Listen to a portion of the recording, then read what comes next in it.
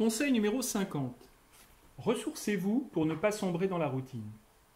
Si l'on y prend garde, la principale ennemie du formateur est sa réussite. En effet, c'est au moment même où il est le plus brillant dans son art qu'il court le risque de ressasser et d'annoncer. Grisé par le succès, dopé à l'applaudimètre, il en arrive parfois à oublier qu'il doit ses performances à un travail constant de mise à jour, d'intérêt sans cesse renouvelé pour un sujet, une méthode, un raté, une approche qui l'amuse.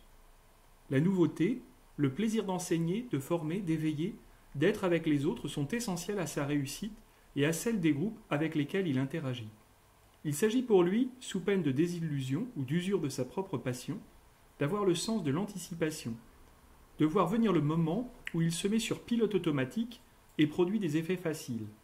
Il risque alors de ne plus vraiment écouter, de ne plus s'adapter et de finir par lasser. Qu'il soit indépendant ou qu'il travaille au sein d'une structure, le formateur professionnel optimise son temps car il est soumis à un impératif de performance. Les premiers moments de sa carrière, il travaille considérablement à mettre un monde en forme. Il crée un support, un cours ou une conférence. Petit à petit, il affine son geste créateur et apprend à aller droit à l'essentiel. Il crée son propre style. Mais au bout d'un moment, il peut être tentant de vouloir reproduire ce que l'on a déjà, d'abuser du copier-coller qui fait gagner du temps. Les photocopies deviennent alors de plus en plus sales et illisibles. Lorsqu'une lassitude se fait sentir ou que les évaluations se font plus critiques, il est plus que temps de réagir.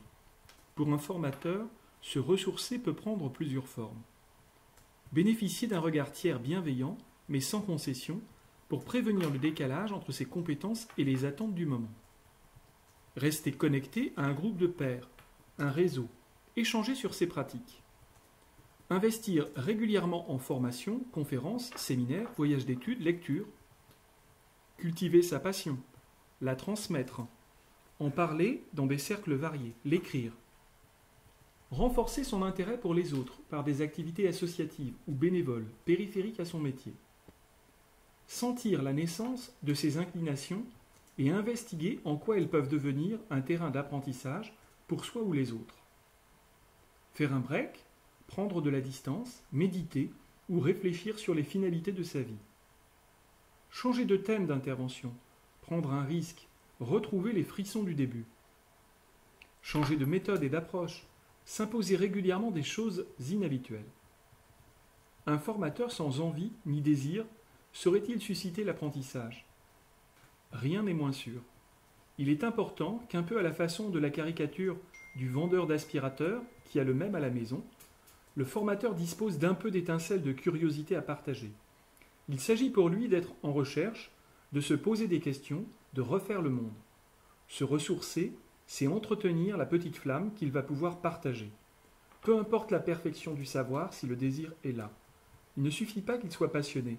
Un collectionneur peut nous assommer de détails. Celui qui est passionnant, c'est celui qui ne compte pas son temps, qui veut partager sa générosité plus que son savoir. Se ressourcer, c'est souvent plus cultiver le pourquoi de l'engagement dans le métier de formateur que la dernière technique à la mode. C'est souvent soigner le goût de l'autre et de la différence.